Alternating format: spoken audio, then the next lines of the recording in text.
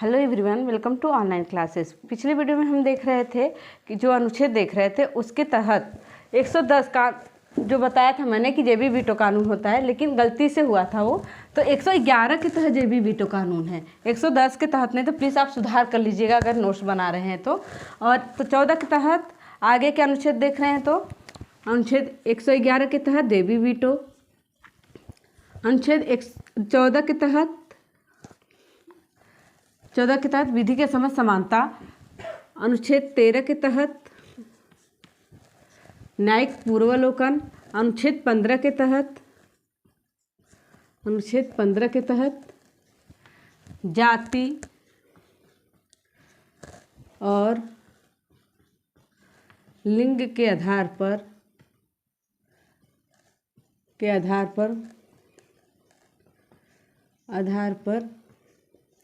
भेदभाव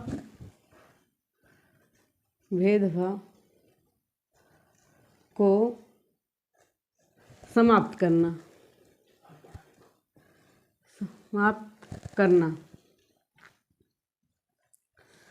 ये हो गया अनुच्छेद 15 के तहत। अनुच्छेद 16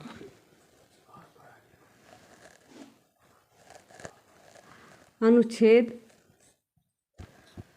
16 के तहत लोक नियोजन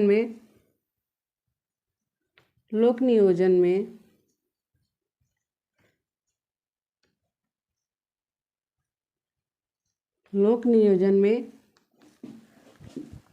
सहायता या सहयोग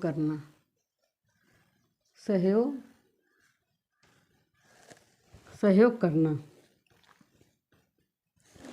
ये हो गया 111 के तहत जेबी वीटो कानून, 14 के तहत विधि समझ समानता, अनुच्छेद 13 में न्यायिक पूर्वावलोकन, अनुच्छेद 15 में जाति और लिंग के आधार पर जो भेदभाव करते थे पहले, सब उसको समाप्त कर दिया गया है। अनुच्छेद 16 के तहत लोक नियोजन में सहायता या सहयोग करना। अनुच्छेद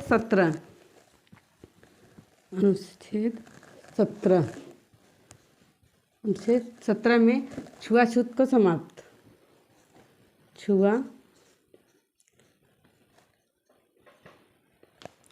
छुआछूत का अंत।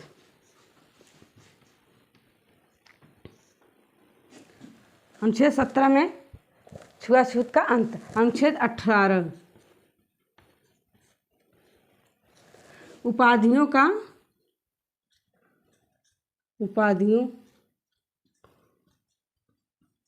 की समाप्ति।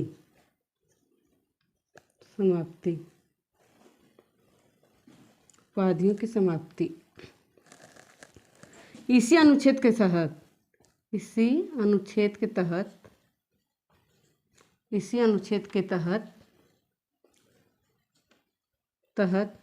भारत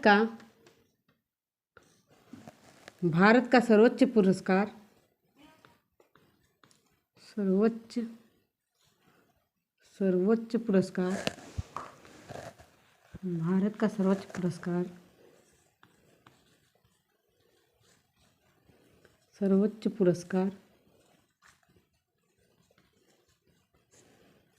भारत रत्न दिया जाता है। भारत रत्न दिया जाता है।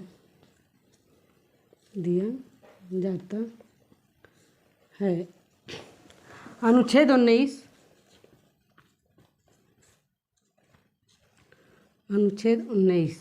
स्वतंत्रता का अधिकार।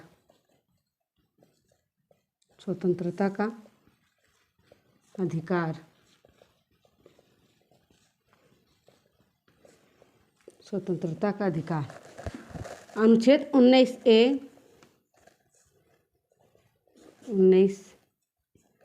ये बोलने और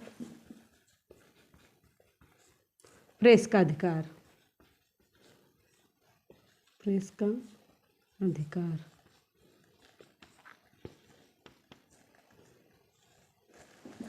ये हो गया 111 जेबी वीटो कानून, 14 विधि समझ समानता, 13 न्यायिक पूर्वावलोकन, 15 जाति और लिंग के आधार पर जो भेदभाव था उसको समाप्त करना, 16 के तहत लोक नियोजन में सहायता या सहयोग करना, 17 के तहत छुआछूत का अंत, 18 उपाधियों की समाप्ति। पहले जो सर ये सब लगता था उपाधि, उस उपाधि को समाप्त कर दिया गया और इसी अनुच्छेद के तहत हमें जो भारत रत्न पुरस्कार है दिया जाता है। और 19 में स्वतंत्रता का अधिकार, जैसे हम कुछ भी बोल सकते हैं, खा नहा सकते हैं, कहीं भी आज़ादी से घूम सकते हैं, ये हो गया स्वतंत्रता का अधिकार। और 19 ए में बोलने का और प्रेस का अधिकार, जैसे हमें किसी तरह की किसी टॉपिक पे, सरकार का हो गया या समाज में अगर कुछ गलत हो रहा है, अगर हम उस पर बोलना चाहते हैं तो आसानी से बोल सकते हैं, वो हमारा अधिकार है। किसी भी टॉपिक पर, किसी भी बात पर हम बोल सकते हैं। अनुच्छेद 20, अनुच्छेद 20,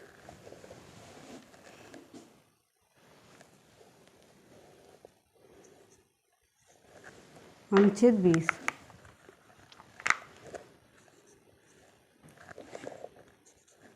एक अपराध के लिए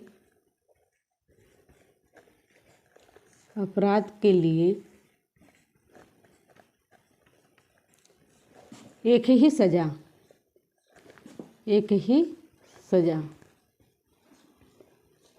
जैसे हमने कोई अपराध किया है, किसी भी तरह का अपराध है, तो उसके लिए हम 4-4, 5-5 सजा नहीं दे सकते।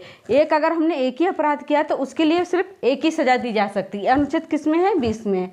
मैं साइड हो जा रही हूँ, अगर आप स्क्रीनशॉट लेना चाहते हैं तो एक बार ले लीजिएगा।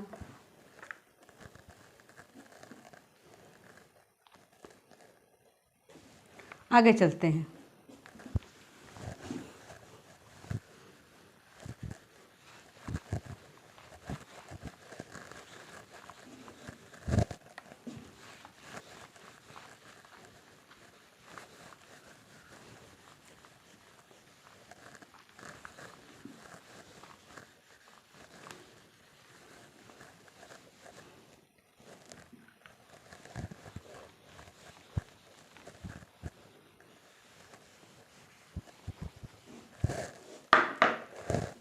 अनुच्छेद 21, अनुच्छेद 21 के तहत प्राण और दैहिक स्वतंत्रता,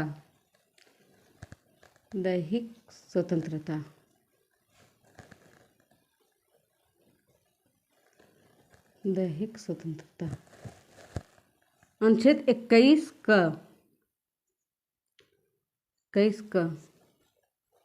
6 से 14 वर्ष के बच्चों को 6 से 14 वर्ष के बच्चों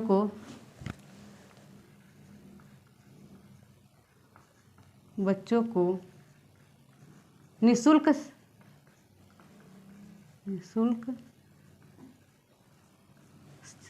शिक्षा देना,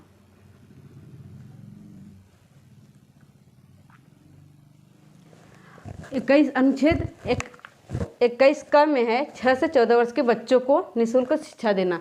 मतलब 6 से 14 वर्ष के बच्चे जो हैं उनको बिना पैसे का, आप बिना फीस का उनको पढ़ाना, ये निःशुल्क शिक्षा देना होता है। अनुच्छेद 22,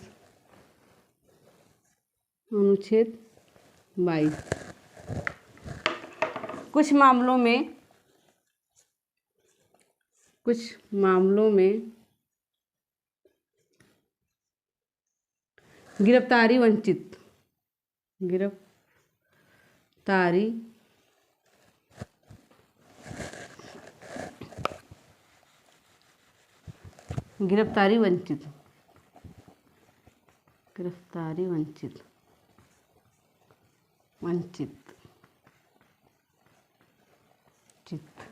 अनुच्छेद 22 में हो गया। अनुच्छेद 23 में, बालात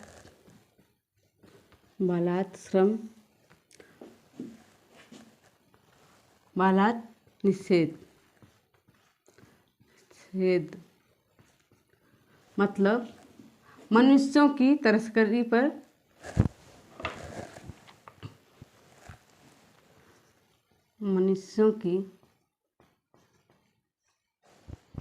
की तस्करी पर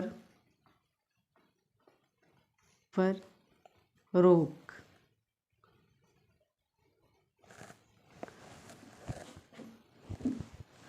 24 अनुच्छेद 24 बाल श्रम निषेध।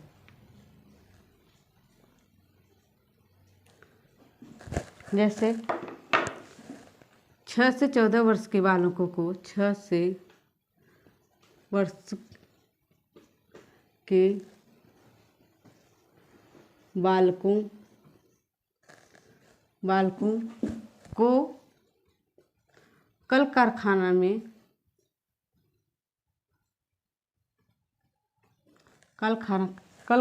में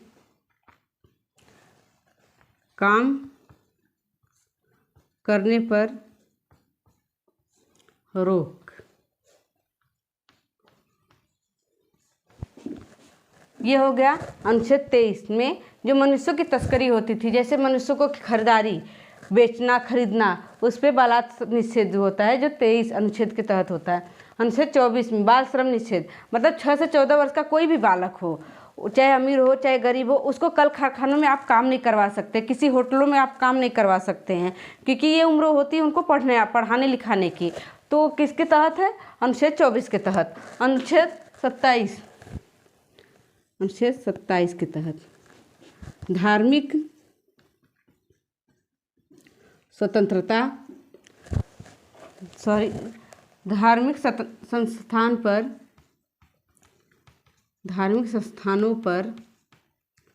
संस्थानों के आय पर कर नहीं लगाना। ये किसके तहत है? अनुच्छेद 27 के तहत। कोई भी धार्मिक संस्थान हो, जैसे हो गया शिरडी का साईं बाबा मंदिर है, वहाँ का जो संस्था है, कितनी भी पैसा आएगा उस पर आप कर नहीं लगा सकते, चाहे चर्च हो, चाहे मंदिर हो, चाहे मस्जिद हो, उन पर हम किसी तरह के उसके आय पर जो उसके पास पैसा आता है उस पर सरकार कर नहीं लगा सकती है। कोई भी धार्मिक स्वतंत्रता हो, तो किसके तहत है? 27 के तहत है। अनुच्छेद 32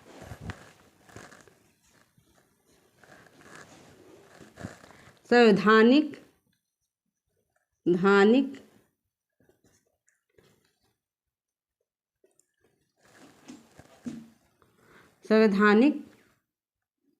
उपचारों, संवैधानिक संशोधन,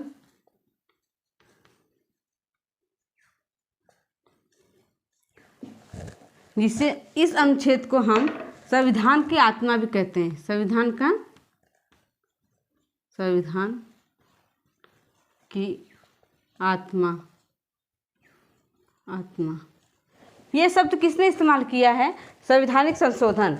ये किसके तहत है?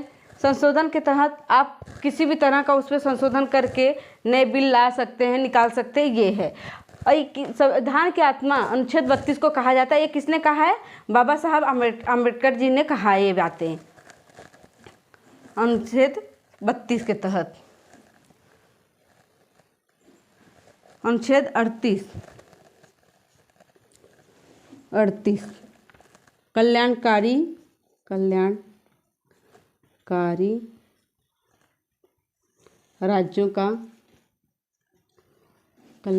राज्यों का गठन।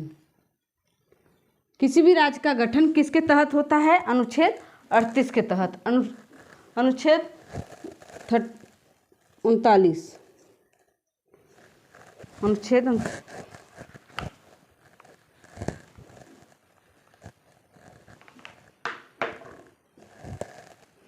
39 का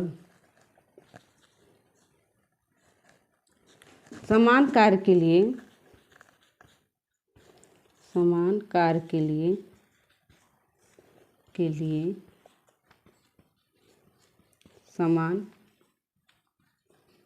समान वेतन। अगर कोई भी कार्य समान, चाहे औरत हो चाहे आदमी, एक ही कार्य को बराबर कर रहे हैं तो उनको समान वेतन मिलना चाहिए। ऐसा नहीं है कि हम पुरुष है तो उसको ज़्यादा वेतन दे दो, महिला है तो उसको कम दो, या महिला को ज़्यादा दे दो, पुरुष को कम दे दो। ऐसा नहीं। अगर वो कोई भी काम कर रहे हैं और महिला पुरुष दोनों कर रहे हैं समान कार्य तो समान वेतन दिया जाता है। अगर आपको ये वेतन मिलता है तो आप कंप्लेन भी कर सकते हैं। तो किसके तहत कर सकते हैं? अनुच्छेद 39 क के तहत कर सकते हैं। आप स्क्रीनशॉट लेना चाहते तो ले लीजिए, फिर आगे का हम देखेंगे।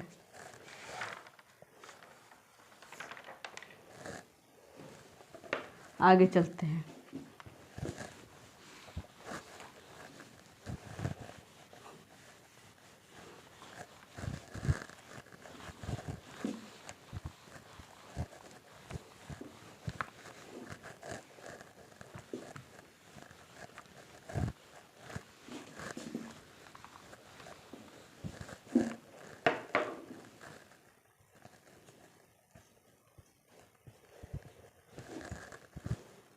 अनुच्छेद 80।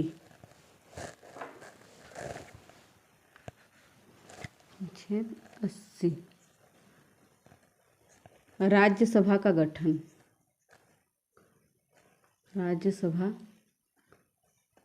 का गठन। राज्यसभा का गठन अनुच्छेद 81। अनुच्छेद 81 लोकसभा का गठन। लोकसभा का गठन। राज्यसभा का गठन किसके तहत होता है? 80 के तहत। और लोकसभा का गठन किसके तहत होता है? 81 के तहत। अनुच्छेद 169। अनुच्छेद 169 विधान परिषद का गठन। विधान परिषद का गठन। विधान परिषद का गठन ये किसके तहत होता है? तो 169 के तहत होता है। 170 के तहत विधानसभा का गठन। विधानसभा का गठन। विधानसभा का गठन। सभा का गठन। 80 के तहत राज्यसभा का गठन, 81 के तहत लोकसभा का गठन, 169 के तहत विधान परिषद का गठन, 170 के तहत विधानसभा का गठन, 355 के तहत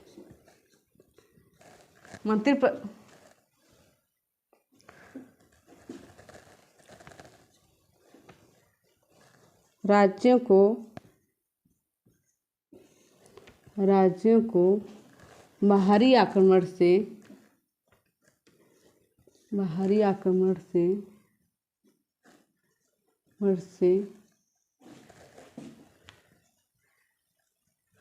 केंद्र सरकार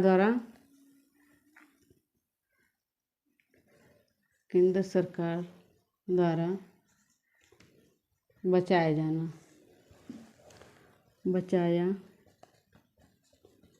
जाना। अगर किसी भी राज्य के ऊपर बाहरी आक्रमण होता है, जैसे हमारा कोई राज्य बाहरी सीमा से जुड़ा हुआ है, बाहरी देश की सीमा से जुड़ा हुआ है, और अगर उस पे किसी तरह का आक्रमण बाहरी देश करते हैं उस राज्य पर, तो उसकी सुरक्षा की जिम्मेदारी किसकी होती है? तो केंद्र सरकार करता है। वो निगरानी रखता है केंद्र सरकार उस चीज़ों पर।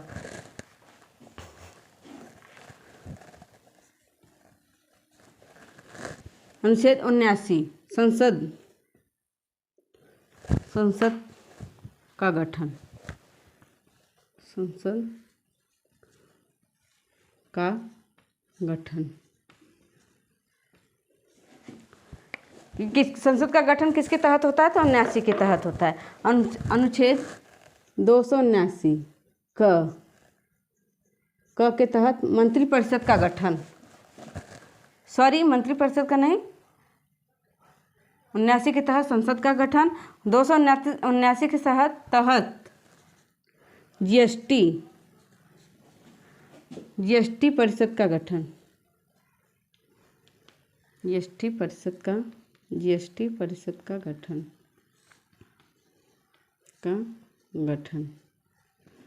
79 के तहत संसद का गठन। 279 के तहत जीएसटी परिषद का गठन। और अनुच्छेद 74 मंत्री परिषद का गठन। मंत्री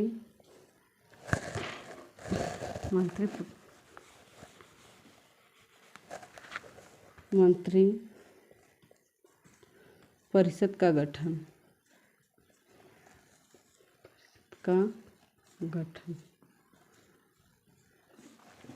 मंत्री परिषद का गठन किसके तहत होता है? तो अनुच्छेद 74 के तहत। अनुच्छेद 75 के तहत प्रधानमंत्री की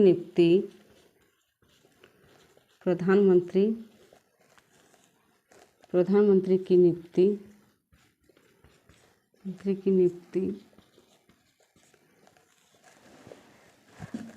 राष्ट्रपति द्वारा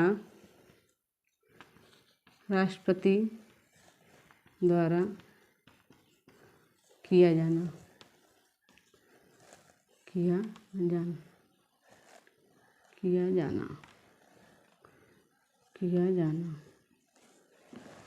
प्रधानमंत्री की नियुक्ति राष्ट्रपति किसके तहत करता है? अनुच्छेद 75 के तहत करता है। अनुच्छेद 266 संवैधानिक संचित निधि। अनुच्छेद 266 संचित निधि।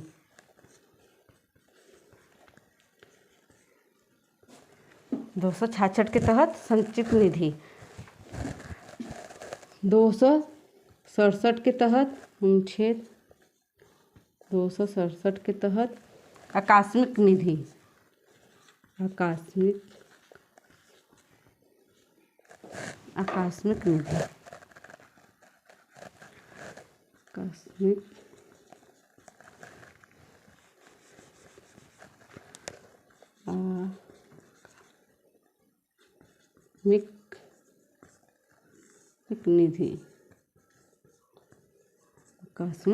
अनुच्छेद 267 के तहत आकस्मिक निधि।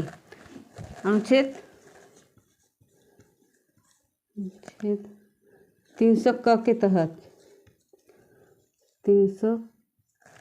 तहत संपत्ति के अधिकारों पर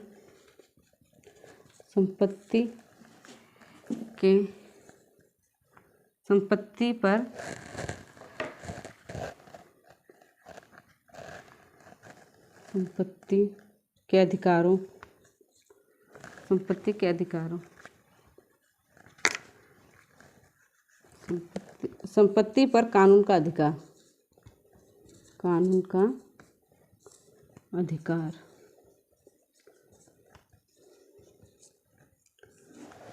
300 क के तहत संपत्ति पर कानून का अधिकार। अगर आपके पास आय से ज़्यादा संपत्ति है तो उस पर किसका अधिकार होगा? कानून का अधिकार होगा, आपका अधिकार नहीं होगा। अनुच्छेद 85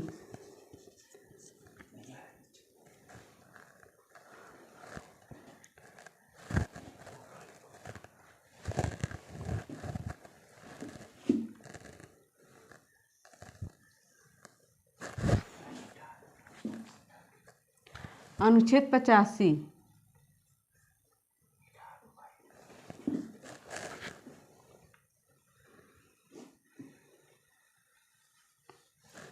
अगर आप स्क्रीनशॉट लेना चाहते हैं तो ले सकते हैं, आगे के बाद बताएंगे।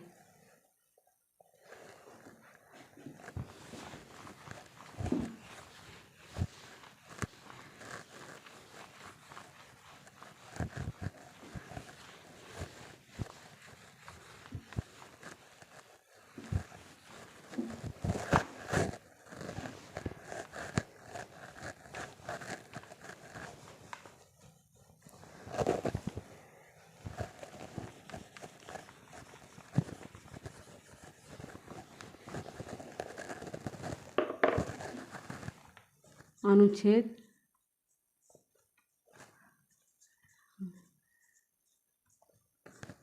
266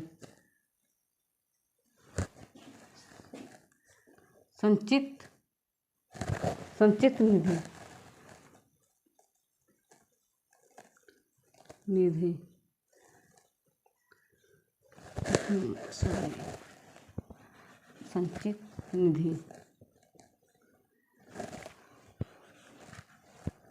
संचित निधि 267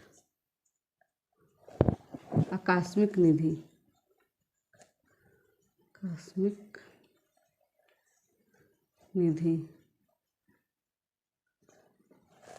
ये हो गया 266 के तहत संचित निधि, 267 के तहत आकस्मिक निधि, 300 का अनुच्छेद 300 का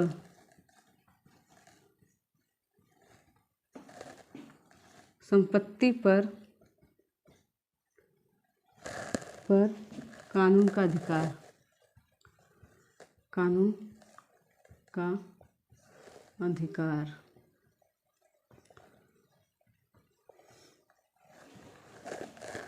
अगर आपके पास अगर आय से ज़्यादा संपत्ति है तो उस पर आपका अधिकार नहीं होगा, उस पर किसका अधिकार होगा? कानून का अधिकार होगा। अनुच्छेद 85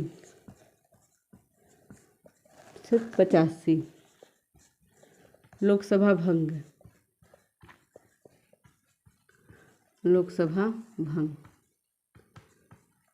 ये हो गया आपके महत्वपूर्ण अनुच्छेद के बारे में।